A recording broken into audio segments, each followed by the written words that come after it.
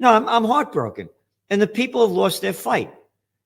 And again, look at our good friend, Scott Ritter, blacklisted.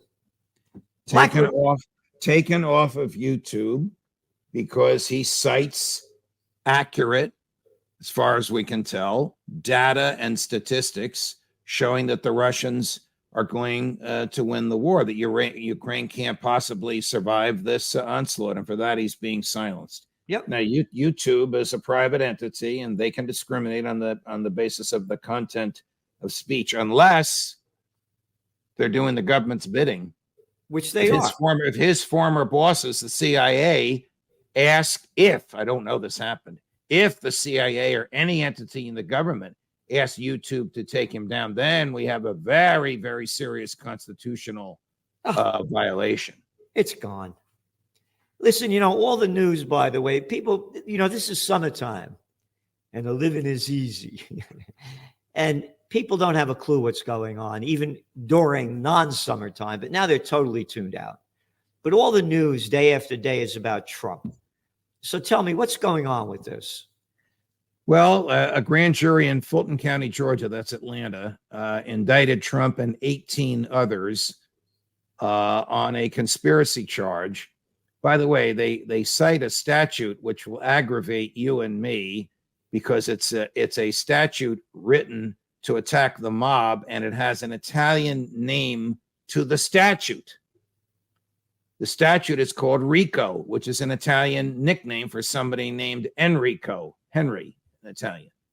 But RICO stands for Racketeer Influence Corrupt Organization Act, a Nixon-era statute used to bankrupt the mob. So if a crime family extorted $1 million from a legitimate businessman, the feds could sue the crime family for 3 times the amount extorted under this RICO statute, give the businessman his $1 million, and seize $2 million from the mob in an effort to put it out of business.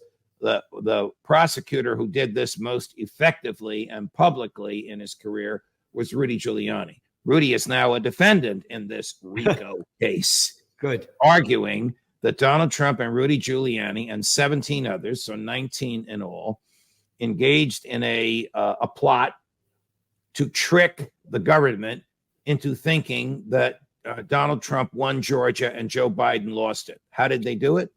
Well, when you vote for president, even though you see the name there, Donald Trump, Joseph Biden, you're not actually voting for them, either of them. You're voting for electors pledged to them. Each state has the same number of electors as it has members of Congress. So Georgia has 14 members of the House and 2 members of the Senate. They have 16 electors. New Jersey has 13 electors, 11 in the House, 2 in the Senate. The electors chosen by popular vote in Georgia were the Democrat electors pledged to vote in the Electoral College for Joe Biden. Biden won the state after 2 recounts, supervised by a Republican governor and a Republican Secretary of State, by 11,780 votes. Notwithstanding that, Giuliani and Trump got 16 Republicans to sign documents swearing under oath that they were the electors, that they had been elected. They filed those documents with the Secretary of State of Georgia. They filed them with the United States Senate. Those documents were all perjury. 4 of those 12 were indicted with Trump. Of those 16 were indicted with Trump. What happened to the other 12? They got immunity. They're going to testify against Trump and against Giuliani. This is their nightmare. 12 of their own Confederates are going to testify against them. Now, that's the case in a nutshell. It's 95 pages long. There are 19 defendants. There are 30 unindicted, unnamed, uncharged co-conspirators. There are 91 different crimes charged in there, but that's it in a nutshell. A scheme to trick the Senate of the United States of America into counting illegal, illicit electoral votes that were not validly chosen. How Giuliani thought he could get away with this is beyond me. And then they've got texts and emails and transcripts of conversations. If she can prove, the prosecutor, if she can prove half of what's in the indictment, Giuliani and Trump will be in jail probably for the rest of their lives. They're both in their late 70s. Wow. That's Wow. That's what happened at 11 o'clock on Monday night. I was on Newsmax from 9 until midnight. I was wiped the next day. Wow. Yeah. So this is serious then. It's not. I think this is more serious than the federal indictments. I think it's easy for a jury to understand, and it's immune from a presidential pardon. The president cannot interfere with a state prosecution or pardon. Excuse me, anyone convicted under in a state court. So he's got four indictments. In my opinion, those cases are all going to come to trial before the Republican National Convention, which is 11 months from now. 11 months from now is the Republican National Convention in Milwaukee. I think it's in Milwaukee. All four of those cases are going to be tried before that. He's going to be spending all of his time in a courtroom. Yeah. Is he spending his own money defending himself? No, he's using politically raised PAC money to pay his legal bills. His legal bills so far, $40 million. Holy Christ. $40 million. Who could afford this other than somebody like Trump? Well, I just read something where Giuliani's going broke from trying to get lawyers to defend him. Yes. Yes. And, again, in looking at the big picture here, you said the convention is coming up in 11 months. Who do you think is going to be then the Republican presidential candidate? I think the Republicans are crazy enough to go with Trump. And if they do, that, in my opinion, will assure a Biden victory.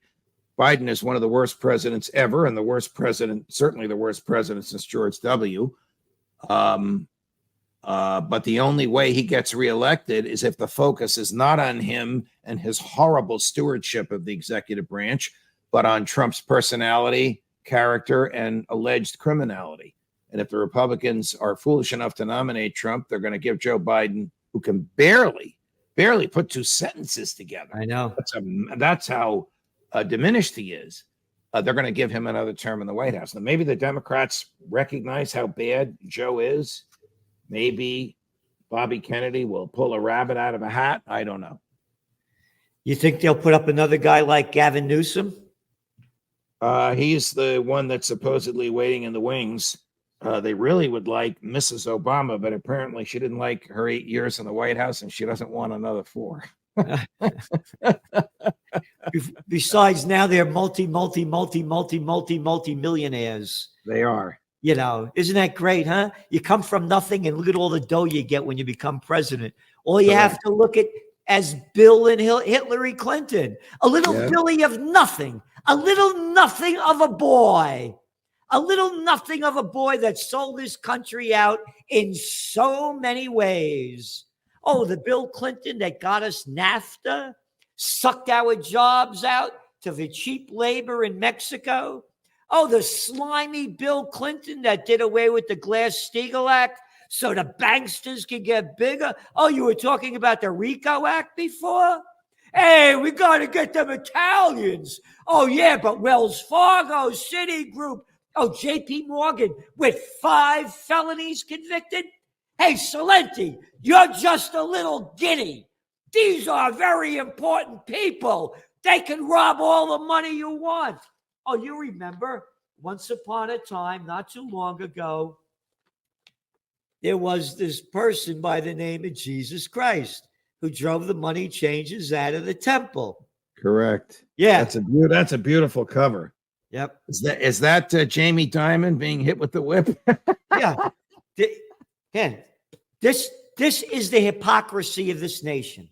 Yes. It's right in front of everybody's eyes. Yes. They are robbing us of our freedom. Freedom of speech, freedom to think for yourself, and a crime syndicate is running the country. Yes. The crime syndicate is called the government. Yep. And it lies, cheats, steals, and kills with impunity. Lies, the government lies, steals, cheats with impunity. America. And as you said a couple of weeks ago, where are the people?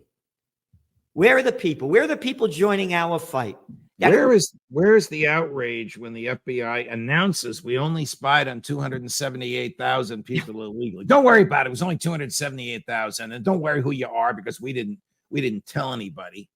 Where is the outrage when the Gestapo breaks into a small town newspaper in order to further the chief and the restaurateur's political vendetta against a reporter there? Where is the outrage as freedom dies by 1,000 little cuts?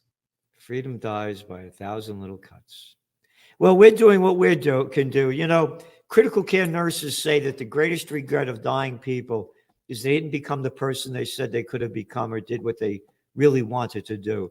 They got sucked into the system for whatever reason and never became themselves. So at least you and I will get out of here on a high note because we're fighting. And all you other people out there that are doing nothing, the future's in your hands. Do what you want with it.